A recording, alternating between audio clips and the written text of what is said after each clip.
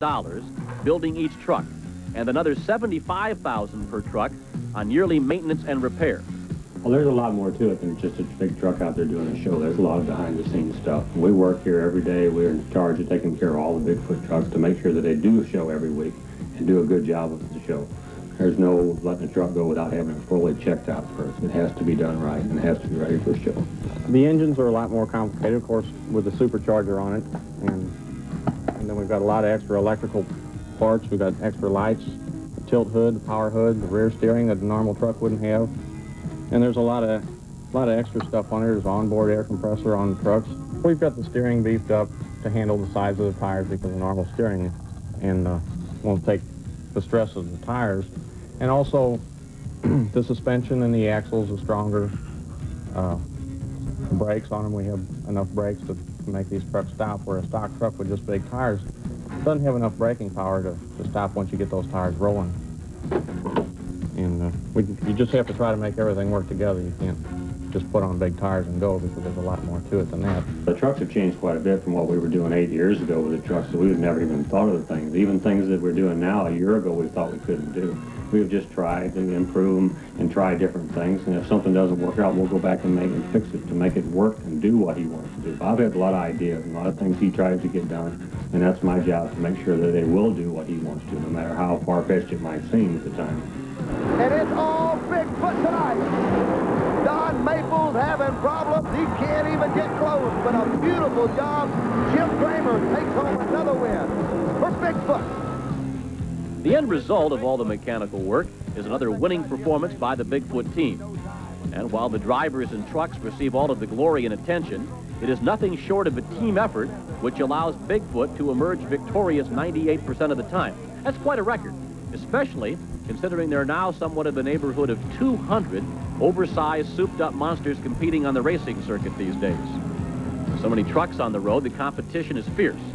So Bigfoot was the first monster truck. Now they're springing up all over the place. And as the role of these monsters slowly evolves from exhibitions to racing, truck against truck, driver versus driver, the young and still developing sport of monster truck racing is becoming much more popular and much more dangerous. Imagine 2 or more trucks totaling 30,000 pounds flying through the air at close to 40 miles an hour, and suddenly IndyCar racing seems almost tame by comparison. It used to be easy. It used to be you'd get in a car. I took people from Elkie Summers, Edsel Ford, you know, for rides because you could do it. It was easy. You just went up to a car and drove over the car, and it was a show for people. It's different now.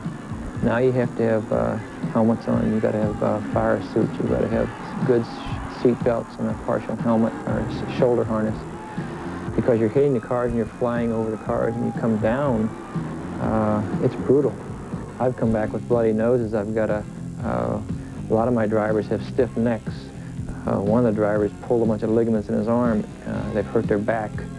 What we're doing right now in the next office, we're setting up some exercise machine. We're going to have therapists in here to help exercise the muscles that we're using more of, that you don't, I guess you don't normally use those muscles. But it's rough. You couldn't, somebody couldn't jump in a truck now and do what we're doing. It takes a long time, it takes a lot of practice, it takes a lot of guts. For an example of that, let's peek inside the cab of Bigfoot and watch what happens to the driver during one of these dangerous jumps. What you are about to see is a video shot during a recent performance in Indianapolis. And as you see, taming a monster isn't easy.